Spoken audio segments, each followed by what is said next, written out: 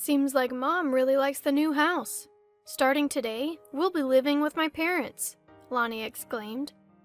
What? If you don't want to live together, then leave, Mother-in-law retorted. I couldn't grasp what they were talking about. I'm Elaine, 27 years old, a housewife and currently pregnant. Lonnie, my husband, is 30. He works at a company. With our baby on the way, we thought, with a baby, there'll be crying at night. Instead of a cramped apartment, we want a spacious place to raise our child. So we decided to build a new house on father-in-law's land. Now, with a new house comes meetings with the architectural designer. I was thrilled. I want a kitchen this color. I dream of a bathroom like this. Everyone gets excited thinking about their ideal designs and functionalities. A baby and a new house. It felt too good to be true. But something felt off. Every time we had a meeting, Mother-in-law was always there. Why is Mother-in-law always joining us? When I asked Lonnie, he said, Mom renovated her house 3 years ago. It's good to get advice from someone experienced. During one meeting, Mother-in-law insisted, we need an oratory, a big space for our statue of the Virgin Mary and an altar. Wait, that big statue of the Virgin Mary? It's an old statue at their family home. A space just for that? And an oratory? I'd prefer a regular room over an oratory. They're hard to maintain. I tried to explain, but she cut me off. A house isn't a home without an oratory. Why does Mother-in-law decide everything about our house even if she's not living with us? When I asked Lonnie, he said, Mom has experience with home renovations, and I've never gone wrong listening to her. But when will we ever take that statue of the Virgin Mary? Maybe after father-in-law and mother-in-law pass away. Can't we get a smaller one? Space in a house is precious, right? I argued, but he shouted back, Are you trying to badmouth my mom? What's your intention? I didn't want a guest room we might never use. At the next meeting, I tried to negotiate with mother-in-law again. I don't think we really need a guest room, but she interrupted. You think that because you're young, you'll need it eventually, and a guest room can also be a place for family to relax. Oh, and make sure there are no steps. Make it barrier-free, and add handrails to the stairs. In the end, the house was built according to mother-in-law's wishes. An oratory, the statue of the Virgin Mary, barrier-free design, stair handrails, and a guest room we might not use for years. I tried to argue until the very last moment, but Lonnie kept saying, Mom knows best. Don't speak ill of her. The fact that I couldn't be more assertive was because the house was being built on father-in-law's land. Of course, not having to pay for the land means lower repayments. But accommodating all of mother-in-law's requests would naturally increase construction costs. I was frustrated about paying extra for a guest room. The architectural designer tried to help by suggesting cost reductions, but mother-in-law would say things like, Money spent joyfully will come back to you. Finally, our new house was completed. Despite everything, the completion of a new house is a joy. The smell of new wallpaper was exhilarating. The scent of a new house is truly wonderful. A few days after moving in, mother-in-law and father-in-law came over with housewarming gifts. Thanks to you, we could buy this wonderful new house, I greeted them. It's true. If we had to buy the land, we probably wouldn't have been approved for a large loan. Father-in-law smiled and said, The smell of a new house is really something. Now you're ready to welcome the baby. There's nothing happier for me as a grandpa. Imagining his unborn grandchild, he smiled warmly. Lonnie proudly showed his parents around the new house, pointing out the guest room and the oratory with a statue of the Virgin Mary. All that was left was to wait for the baby to be born. But then, something unexpected happened. On a Sunday morning, as we were having breakfast, movers showed up at our door. Good morning. We're here to deliver some items. They rang the doorbell, but I had no idea what they were talking about. I went to the entrance and asked, Are you sure you have the right address? But sure enough, our address was listed for the delivery. What? As I was trying to figure out what was going on, I heard the ring of a bicycle bell. It was mother-in-law. She parked her bike in front of our house and energetically began directing the movers. Put this here. What's going on? I was dumbfounded. Suddenly, Lonnie came out and nonchalantly said, Mom liked the guest room, so they're moving in with us from today. What? Suddenly, movers started bringing in boxes, and then came the announcement that they'd be moving in. I mean, seriously? Seriously? Then my mother-in-law snapped, Why are you just standing there? You're in the way of the movers.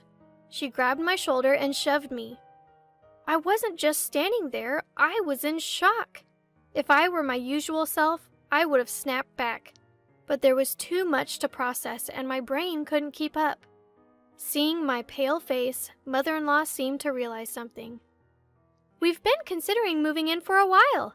At first, I just wanted advice, but then it started to sound like a good idea. So we decided to live here. But what's with that look? If you don't like it, you can leave. This property belongs to my Lonnie. It's our house. I had plans for the guest room. I thought of placing a cradle and baby items there. It was supposed to be the baby's room. But now, it's going to be my in-laws' room, and they're kicking me out? I couldn't accept the situation and stepped outside. I needed to cool down. Even though it was spring, the outside air was still chilly. It was the perfect temperature to cool my flushed cheeks and clear my head. Then a thought struck me. Wait a minute. What about the house they renovated 3 years ago? I headed to my in-laws' place. As I approached, my father-in-law was at the entrance. Father-in-law, he turned to me and said, Let's go back to your house. When we returned, the movers were gone, and most of the stuff was inside. Back so soon? Are you agreeing to live with us? Or did you prepare yourself to be kicked out? Mother-in-law, sipping tea with Lonnie in the living room, smirked. If you're leaving, pack your stuff. Father-in-law stepped in front of mother-in-law. Hey, my wife, let's go home. If you don't like it, you can leave this house and our life. What? Mother-in-law dropped her teacup, spilling tea everywhere. Why? We agreed to live here. Lonnie approved it too. She looked at Lonnie for confirmation. He nodded. I agreed because Mom wanted it. Lonnie says it's obvious. Father-in-law was furious. When will you stop blindly following your mother? Grow up! I had never seen father-in-law so angry. Lonnie was taken aback. My wife? She's changed, father-in-law said with a shaky voice. Where did you get that spend money to make money idea? Mother-in-law was cornered. What? I exclaimed, recognizing those words. I know about that too. Hearing this, father-in-law sighed. I thought so. He then shared the story. It was all fun and games when we folded a $10 bill to make it look like $100. But then she started spending recklessly, believing that spending money joyfully means it'll come back to you. She even donated $5,000 worth of charity raffle tickets, saying it was to attract more money. Wait, what? $5,000?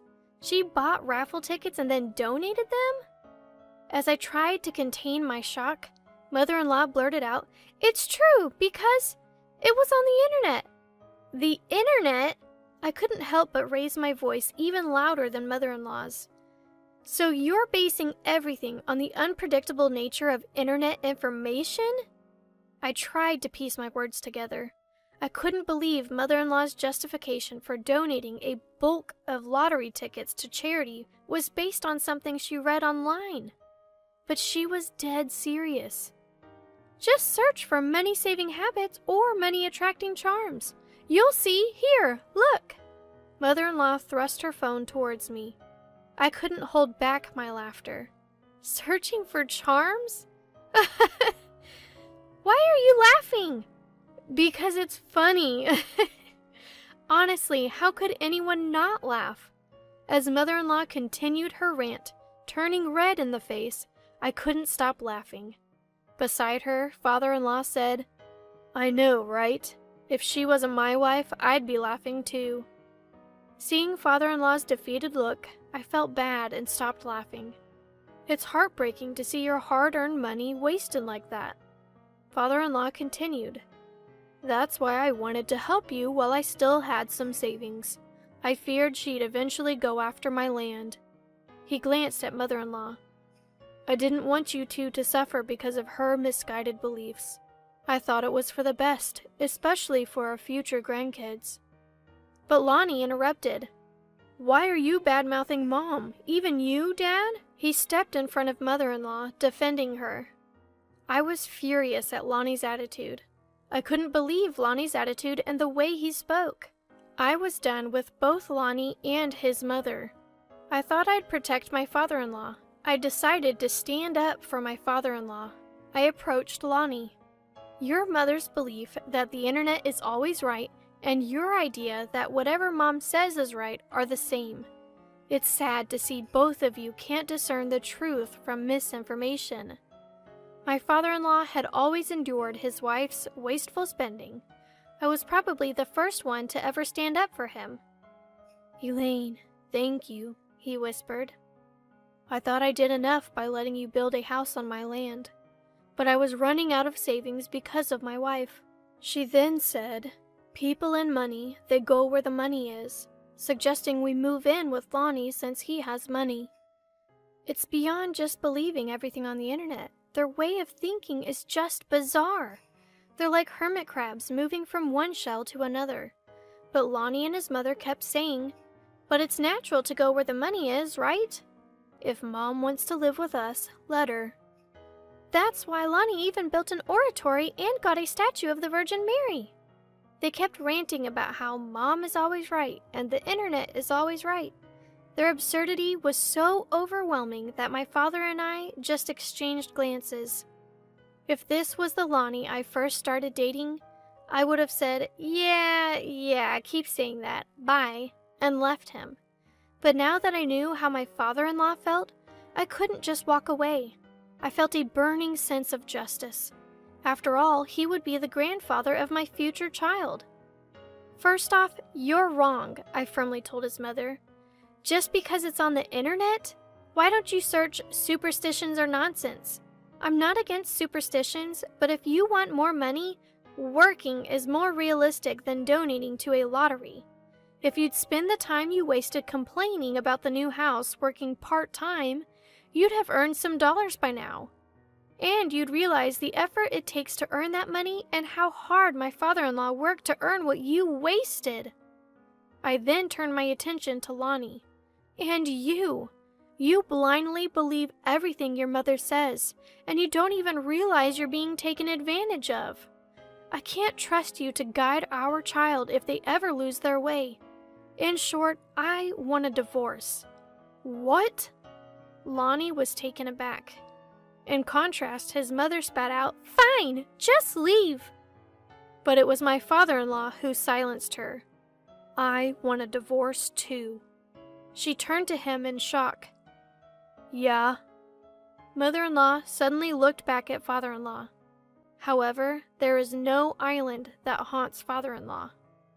"But I never wanted to live with my son and his wife. I just renovated my house and I plan to stay there. Just like Elaine gave up on Lonnie, I don't have the energy to support you anymore. Marry the internet if you want." He continued, "The house is still in my name. Lonnie, you should leave. Do whatever you want with your mother. The house belongs to Elaine and our upcoming baby. The baby should grow up with someone who can make sound judgments." What? And so, both couples headed for divorce. 6 months later, after the divorce mediation, my father-in-law and I lived in our respective homes, while Lonnie and his mother were kicked out. Mom is always right. Lonnie, who seemed brainwashed into repeating this, was told, "Why not live with mother-in-law as she wishes?" To which he responded, "All right, I will," and began living together in an apartment. Later on, it seems my ex-husband came to visit father-in-law. Even if I do everything Mom says, I don't make more money. I need a loan. But he was promptly turned away. Father-in-law, now retired and working as a contract employee, still keeps busy. He enjoys attending his chess club and seems to have a lot of fun there. Now that she's gone, I can save money again. Every now and then, he'd buy toys and visit Gran's, looking very happy. When Gran started laughing and playfully nudging his grandpa's foot, "I've started seeing someone," father-in-law shyly shared. "Turns out she's from his chess club. She's very sharp in her tactics. Seems like she analyzed me well and chose me." "That's great!" Both father-in-law and I beamed with joy.